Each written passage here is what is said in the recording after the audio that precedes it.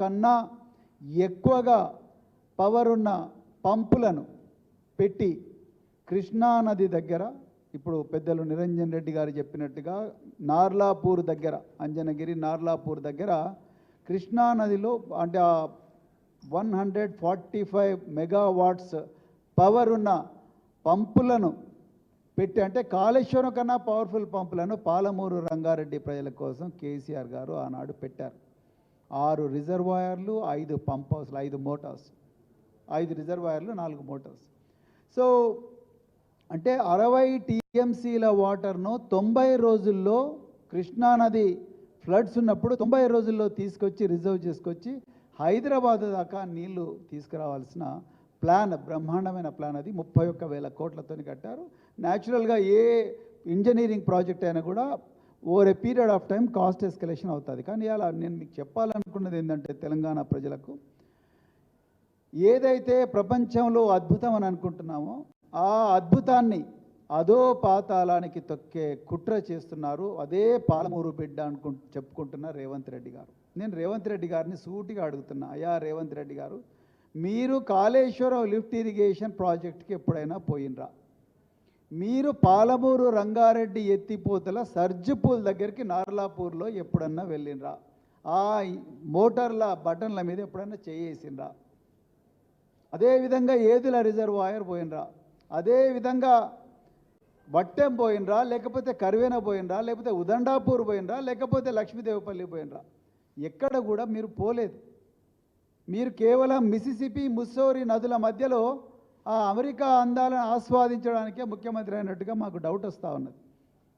లేకపోతే మీరు ఈ రాష్ట్రానికి కేసీఆర్ గారు, తెలంగాణ ప్రజలు 24 సంవత్సరాల మలిదశ పోరాటంలో వచ్చిన ఆ కన్నీళ్లను పన్నీరుగా మార్చి రైతుల కష్టాలు కన్నీళ్లను తుడిచే ప్రయత్నం కేసీఆర్ గారు చేస్తే మీరు ఈరోజు అవన్నీ కూడా అదో పాతాళానికి తొక్కే ప్రయత్నం చేస్తున్నారు. లేకపోతే మరి ఎట్లా వీలవుతాయి చెప్పండి?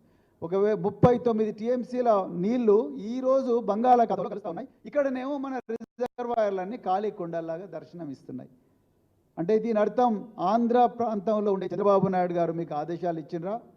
మీరు చెప్పాలి ఈ విషయం. ఎందుకంటే 2016లో ఉమాభారతి గారు కేంద్ర జలవనరుల శాఖ మంత్రిగా ఉన్నప్పుడు ఆంధ్రప్రదేశ్ విభజన చట్టంలో డిండి, అదేవిధంగా పాలమూరు రంగారెడ్డిలు ఉండకూడదు అని చెప్పి ఆ రోజు కుట్ర పన్నింది ఈరోజు ఆంధ్రప్రదేశ్లో ఉన్న ముఖ్యమంత్రి చంద్రబాబు గారు కాదా? ఆ రోజు కేసీఆర్ గారు వీరోచితంగా విత్ డేటా పోట్లాడితేనే కదా ఆ రోజు మనకు రిలీఫ్ వచ్చింది. ఆ రోజు మరి పాలమూరు రంగారెడ్డి, అదేవిధంగా డిండి లిఫ్ట్ ఇరిగేషన్ స్కీమ్. ఇలా మనకు నీళ్లు లేవు, అక్కడనేమో ఫుల్ నీళ్లు పోతూ ఉన్నాయి నాగార్జున సాగర్ దాని నుంచి అక్కడ. మరి మీ కాంగ్రెస్ ప్రభుత్వం 2006లో స్టార్ట్ చేసిన ఎస్ఎల్బిసి కెనాలు ఇప్పటి వరకు కూడా కంప్లీట్ కాలేదు. కానీ 2015 జూన్ నెలలో శంకుస్థాపన చేయబడ్డ Palamuru Rangareddy lift irrigation scheme 2023లోనే ఫస్ట్ నార్లాపూర్లో రిజర్వాయర్లో ఫస్ట్ సర్జిపూర్లో నీళ్లు వదిలిందంటే మీరు అర్థం చేసుకోండి. మీ కాంగ్రెస్ హయాంలో స్టార్ట్ అయిన ప్రియదర్శిని జూరాల ప్రాజెక్టు కంప్లీట్ చేయడానికి 25 సంవత్సరాలు పట్టింది. అదే కేసీఆర్ గారు ముఖ్యమంత్రి ఉన్నప్పుడు ఈ 35 ఇయర్స్ పట్టింది. కేసీఆర్ గారు ముఖ్యమంత్రి ఉన్నప్పుడు కేవలం 8 సంవత్సరాల్లోనే Kaleshwaram and Palamuru Rangareddy lift irrigation స్కీమ్లు కంప్లీట్ అయినాయి.